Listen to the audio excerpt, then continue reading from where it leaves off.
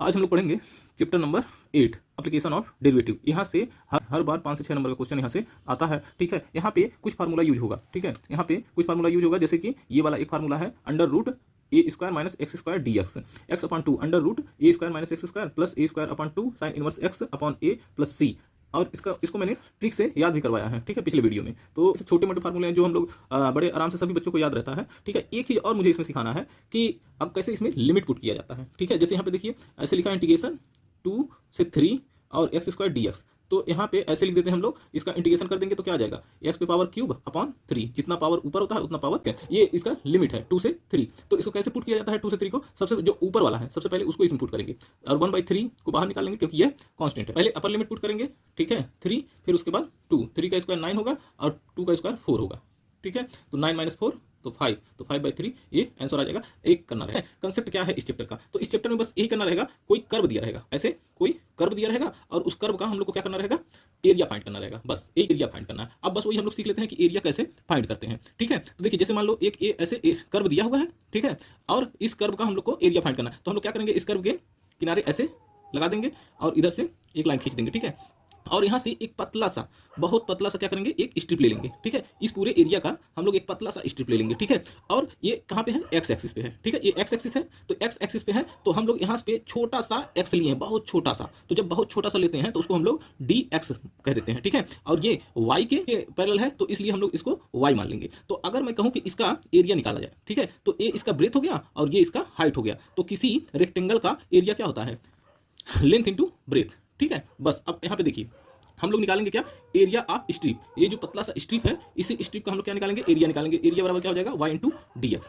ठीक है, तो क्योंकि हम लोग इतना एरिया तो निकालने आए नहीं है, हम लोग को तो पूरा एरिया चाहिए। ठीक है, तो यहाँ पे लिमिट दिया रहेगा कि उसमें दिया रहेगा क्वेश्चन में x बराबर a दिया हुआ है और x बराबर b दिया हुआ है। ठीक है, तो a से लेके b तक अगर हम लोग निकालेंगे तो ये पूरा एरिया इसके अंदर आ जाएगा। तो बस ये जो पतला सा स्ट्रिप आपने निकाला है, ठीक है, इसी एरिया को हम लोग कहां से निकाल देते हैं, a से लेकर के b तक। तो इसी को बस क्या कर देंगे, जोड़ देंगे।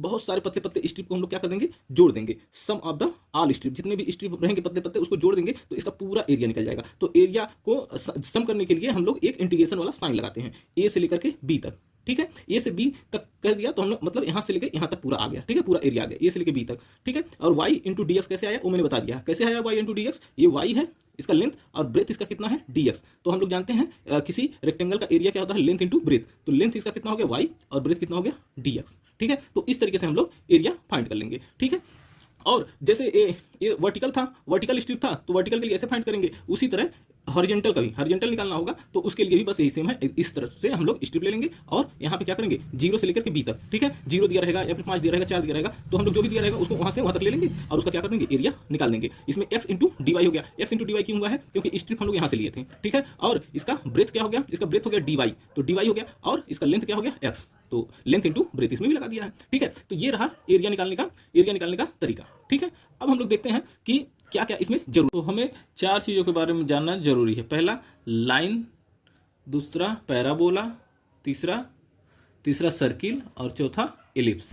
ठीक, लाइन है तो लाइन पहचानने के लिए अगर दोनों पे पावर 1 1 दिया रहेगा तो उसको हम लोग मतलब दोनों वेरिएबल हैं, x है और y है, इसमें भी 2 वेरिएबल रहेगा, इसमें भी 2 वेरिएबल रहेंगे, इसमें भी 2 वेरिएबल रहेगा, इसमें भी 2 वेरिएबल रहेगा, सब में 2 वेरिएबल रहेंगे। तो जब 1 1 पावर रहेगा तो हम लोग समझ लेंगे कि लाइन है। ठीक है, और अगर एक पे पावर जैसे एक वेरिएबल है x, इस पे पावर 2 है और एक पे पावर 1 है तो हम लोग समझ लेंगे क्या है, मतलब दोनों में से किसी पे भी अगर एक पे पावर 2 है और एक पे पावर 1 है तो हम लोग समझ लेंगे कि वो पैराबोला है। ठीक है, और सर्किल में दोनों पावर क्या रहेगा, सेम रहेगा, दोनों वेरिएबल पे पावर सेम रहेगा और इस पर भी दोनों वेरिएबल पे पावर सेम रहेगा। लेकिन इसको पहचानेंगे कैसे कि कौन सा सर्किल है कौन सा इलिप्स है, तो उसके लिए ये है कि इसका जो सर्किल रहेगा उसका कोएफिशिएंट x स्क्वायर का y स्क्वायर का सेम रहेगा, लेकिन जो इलिप्स है इसमें x स्क्वायर अलग अलग कोएफिशिएंट होगा। ठीक है, लाइन को हम लोग जान लिए हैं कि क्या होता है, लाइन का ax plus by plus c, इसका ये फार्मूला रहता है, और पैराबोला का एक्स स्क्वायर वाई या फिर एक्स स्क्वायर माइनस 4y।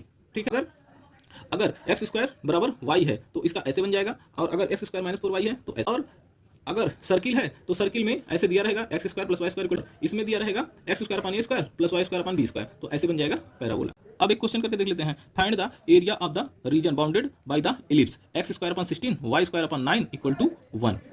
ठीक है, ऐसे दिया हुआ है तो हम लोग इसका फार्मूला जानते हैं क्या, एक्स स्क्वायर अपॉन ए स्क्वायर होता है plus Y square upon B square होता है इक्वल टू 1 होता है। इस तरीके से हम लोग समझ गए हैं कि क्या है ये इलिप्स है, और इलिप्स कैसे बनता है, ऐसे बनता है। ठीक है, ऐसे बनेगा तो हम लोग क्या करेंगे, यहाँ पे ऐसे इलिप्स बना लिया।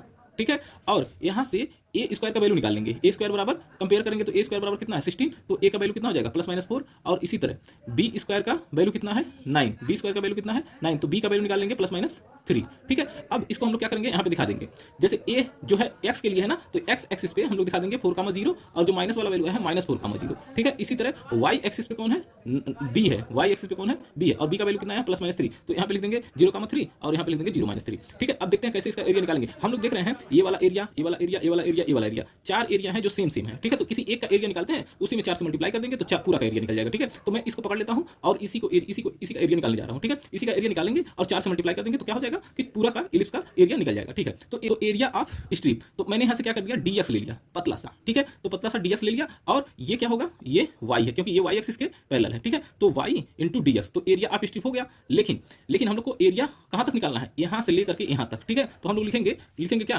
Total area of ellipse equal to 4 गुणे area of O A B O, यानी कि ये वाला एरिया निकालेंगे और 4 से मल्टीप्लाई कर देंगे तो इसका चारों का पूरा का निकल जाएगा, तो पूरा इलिप्स बन जाएगा, ठीक है। तो 4 * area of O A B O, तो देखिए 4 * 0:4 और y * dx मैंने लिखा था वहां पे, तो बस अब y का वैल्यू हम लोग को निकालना है। y का वैल्यू निकाल करके इसी में रख देते हैं। तो ये देखिए x = 1 इतना दिया है, तो यहां से हम लोग कैलकुलेट करके सबको उधर भेज करके y का वैल्यू निकाल लेंगे। तो y बराबर कितना आ जाएगा 3/4 √16 - x²। अब इसी y की वैल्यू को कहां पे रख देंगे, यहां पे। तो y की जगह पे मैंने क्या रख दिया 3/4 √16 - x² dx, ठीक है। अब ये 3/4 बाहर आ जाएगा, तो 3/4 बाहर आ गया और 4 से 4 कैंसिल हो गया। तो ये 0 से 4 लिमिट क्यों रखा है मैंने, 0 से 4 लिमिट क्यों रखा है इसको जरा देख लेते हैं।